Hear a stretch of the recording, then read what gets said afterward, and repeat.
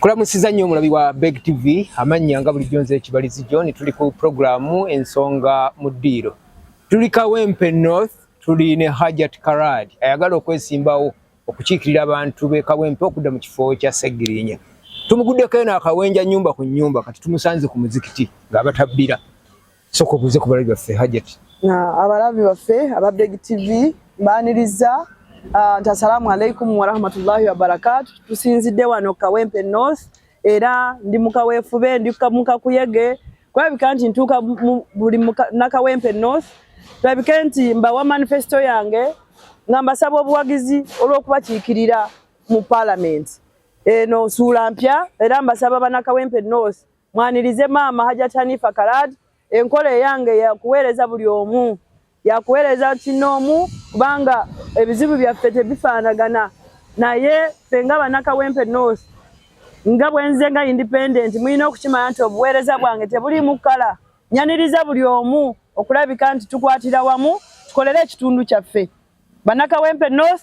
ngenda kusaawa 3 phase lutindo lwa 3 phase okulabika nti obuweereza okuva mu government buvaayo butereevu ne butuuka kwoyo abusaanidde mu Kawempe. Njagala nzigulewo. Olinga agamba nti abe Kawempe babadde tebafuna buyambi kuva mu gavumenti. Era kyekyo ekituufu kubanga bw'olaba eno gye mpitira mu myala n'olaba embeera eriyo era emyala gye mpitamu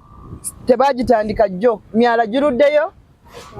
ate nga abantu baffe babeera mu mbeera embi. Jjo mwandaba nga ndi mu kasasiro wakati ng'abantu ate basula okumpi ne kasasiro. Embeera eri mu Kawempe North si ennungi era tovola abantu mu mbeera gye ndimu yonna manifesto yange ekwata ku na Kawempe North okukyusa embeera gye tulimu. Olaba wengambira nti njaga kusaawa olutindo lulwe lwa 3 phase amasanyalazi gaalwo gatabula nga tegabula obuweereza butuuka mu budde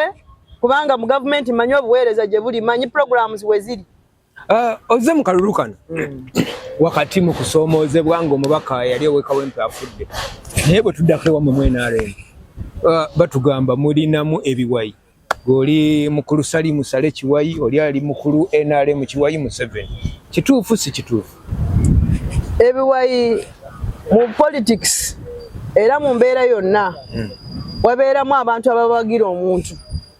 nga oyo omuntu maybe bebamu nachalinga bebamukuza nawe kyemmanyi mu bulamu bwo olina kukutteko okufuuka kyoli so ebiwayi tetusaba kubigaana nti gyebiri era gyebiri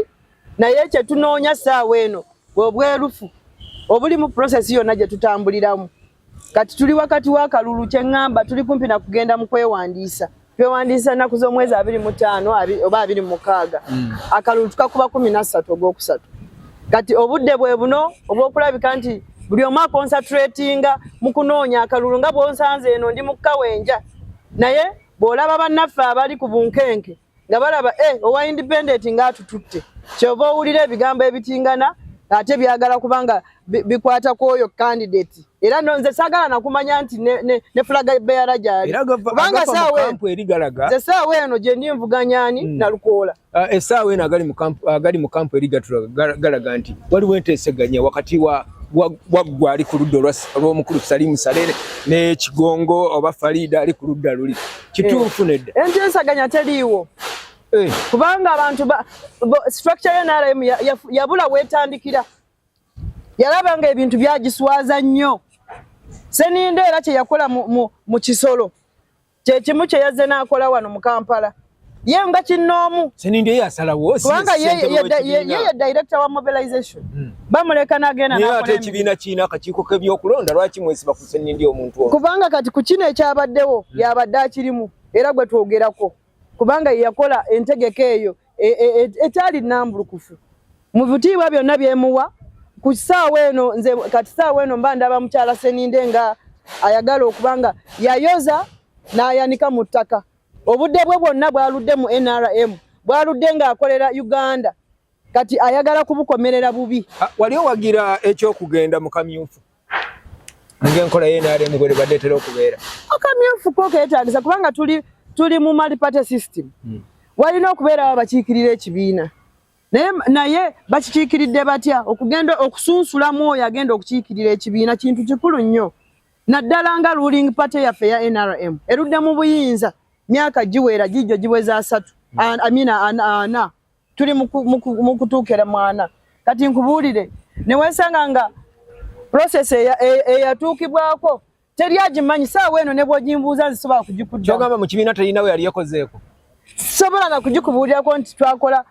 twategeka akamyufu mu NRM kubanga zaali 7 gwa kiro ne basitula omuntu eyo ne bamujje Makindye nga tabeera na Kawempe North ne bamusitula ne bamuleeta Kawempe North twali wali Makerere ne bamusitula ne bamulangirira nti yono flag bearer kati singa ekibiina kyayetegeka bulungi ne kigamba flag bearer alina okuba ne bekenneenya twetaaga omuntu anaatuwa wini waliwo ebintu bye tulina okubanga twegendereza ositudde omuntu omujja mu kitundu kirala omuleeta kubanga gwe gw'oyagala okubanga akuyisizaawo by'oyagala okuyisaawo otyobodde eddembe ly'abo abeesimbyewo abavuddeyo ab'Ekawempe North twali abantu 6 naye ne basitula ow'omusanvu bamujjaawo walala ne bamuleeta ne bamulangira banno bonna basaladde eddiiro ne bagamba bagenze kuwagira Farida naye byonna mu byonna singa olwaleero executive y'ekibiina etuula ne bakuyita ne bagamba nti mutabagane okkiriza tokkiriza kati era nejjo nakyogeddeko naye ngamba saawa eno NRM kye bayita it's too late okubanga eyogereza ne Hanifa okujjako saawa eno kiyinza okubanga tekiri too late nga baleese Farida kuneeyungako flag bearer bamuleete bamunteekeko balabike nti bawagira Hanifa Karadi kubanga tebakyalina kyakukola anti kati babyonoona dda babyonoona mu ntandikwa kyovola bakati madamu Honorable Seninde omutima gw'ekibiina bannange Hanifa mujje muzzemu naye neyeerabira nti omutima gw'ekibiina yaguyuza mu ntandikwa singa lunaaca owangudde akalulu abe Kawempe North ogenda kutandikira ku ebizibu byabo obimanyi obiyise Kawempe North era nga 13 ziwedde tuvudde bwe tuti tusweyalinze ini immediately manifesto yange ngitandikirawo mwebyo ku mazzi tugenda kubeera ne community wells kulabika nti abantu nga 10 basena amazzi mulundi ogu nga ate amazzi gali free no bikola mu myezi omwezi kubanga kino manifesto yange nagikola 2022 era singa ne Segirinya teyafa nali ngenda kujja kumwesimbako mwanyinaze oyo naye obudde ne bubaawo mu mbeera eno eyabaawo tumusaba Allah okumusaasira kubanga teri ayagaliza munne olumbe teri ayagaliza munne okufa naye era tugenda mu maaso n'okulabika nti ekitundu kyaffe kifuna akikiikirira mu parliament era kyendimu era byebyo ngenda okutandikirawo Segirinya we yakoma era enkola eyange erimu Lusegirinya lungi ondabyeyo mu myala ntuusa era n'abawagizi ba Segirinya bangi bamaze okuntukirako ne balaba nti ngenda kubawa essuubi ne bandabamu essuubi eryo eryokubanga nja kutandikira Segirinya we yakoma kyenjagala okusembyayo okubuuza kyagala oba tokyagadde constituency eno eri mu Bwakabaka bwa Buganda enkolagana yo n'Obwakabaka bwa Buganda eyimiridde eti eri eti enkolagana eyange n'Obwakabaka bwa Buganda era nungi nnyo Ssaabasajja Kabaka era tumusabira nti awangaale ne maama waffe Nabagereka era ndi mukwano wa Nabagereka newankubadde sisobola kubiteeka nnyo ku kamera naye era naye wanandaba jagamba oyo sisita wange lwaki aludde mu Hanifa Karadi Foundation eno erudde ng'efa ku baana abataliko mwasirizi era mukimanyi bulungi maama waffe Nabagereka aludde nnyo ng'afa ku baana abawala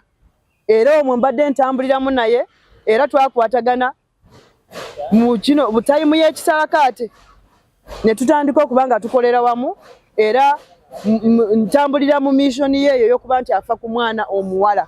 era nja kugenda mu maaso n'okulabika nti omwana omuwala atambulira mu nnono kubanga wano tuli mu Buganda tanna mu nnono z'Obuganda mu mpisa yonna n'enkulaakulana kubanga maama Nabagereka ayagala nnyo enkulaakulana ennono yonna etambulira mu nkulaakulana yebe yeetuukiridde era nze nkolagana ne Bwakabaka bwa Buganda mpangalidde wano nsomedde wano mbagambe nasomera nakulira Kisaasaawo emabega wa Ssebagalaawo kikulu zone mwe nakulira nensomerawo nga nvaawo ntambula ngenda Makerere ate ne mmala kati mpangalira Kyebanja Sekiyamani we nale mu Wakawempe yagamba mwate tumumanyi oyo muno mu Kawempe naffe twawulidde buulizi ate abantu omuntu bw'abeera n'eddiiruze okulidde kisaasi wawuliddeyo omuntu ng'agamba nti siriwe Wakawempe North oba siriwa Kyebantu era babyogera kubanga ye yali ali mu ddiiruze soko leka tuwumulemu eddakiika emu otubuulire ebyafaayo byo ne Kawempe wasomerawa obuyigirize bwona biki abali ba Beg TV katuwumulemu katono tulabe ku business z'abakama baffe ate tubagamba mujje nammwe mulange naffe mwebale nnyo oli mulabi wa Beg TV oba muwagizi wa Beg Media kakati nga bwe twakusuubiza tukuleetedde ekipya kye tukuleetedde ye program emboozi y'omusama togisubwa ku mikutu gyaffe gyonna egy'omutimbagano mu baasi muli abakazi abakazi abanyirira kati nga wasanze omuzimbabwe omuzimbabwe anyirira n'omuyita omu South Africa okitegeera kati nga muli ebyana binyirira bitigula butigula kati gwe naawe kati nga ffe obolanya obugundi bwaffe obujagujagu bw'abasajja abaganda oba bannayuganda otandikirawo awo wabaawo ekikulinaanya okumpimpiawo olina okibuuzaako ajja titukomyewo obadde okyambuulira wasomera Kawempe Kisaasi Makerere bakuzaalawo e Kawempe ebyafaayo nze banzaala Mbalala ewaffe Mbalala tuli mu kamera waffe Mbalala era gye banzaala naye mpangalirawa mpangalidde Kampala mpangalidde Kawempe mpangalidde Kisaasi era nasomera Mbogo High School O level era A level nengisomera Kawempe SS era nengenda Makerere era Kawempe mwoli nengenda Makerere mu kuwangaala kwange kwonna ye kolide eyo gye mpangaliddemu ovuddewo okujja okwesimbawo e Kawempe okuva okwesimbawo e Kawempe nakitandika dda nga ntandikira mu eyo foundation yange eyamba abaana abataliiko mwasirizi abaana bamulekwa abakyala abaliko bannamwandu abantu bonna abaliko obulemu nga tubanoonyeza wheelchairs nga tubafaako tubayiiza zi scholarships nga nywana ne gundi ne charity organizations eziri waggulu nga ntuukira n'amasomero gye gali nga gaagala kuwa scholarships naye nze gundi foundation yange nagikolanga community connector connectinga n'omuntu wa wansi ogatta omunaku kwalinawo okindeetedde bulungi ngatta omunaku n'oyo ayinaku kulabika nti nembeera channel engiyita community connector emirimu otambudde otya mu mirimu gyange era ngitambuziza mu ngeri yonna nga nvudde mu bino ebirala ng'okubanga ovaayo n'oweebisaawo era natuuka nembeera ne RDC nenkiikirira omukulembeze w'eggwanga natandikira Bukomansimbi era nenzija nenkolera ejjinja era nenvaawo nengenda okukiikirira Uganda mu misomo ejja amawanga agakulaakulana agalina partnership ne China era ebyo byandeetera nnyo okubanga ndowooza okubanga nyingira mu byobufuzi kubanga nsobola okuyamba kubanga najjayo entanda nnene nnyo eyo China ngeri ki gye tuyinza okubanga twebiisaawo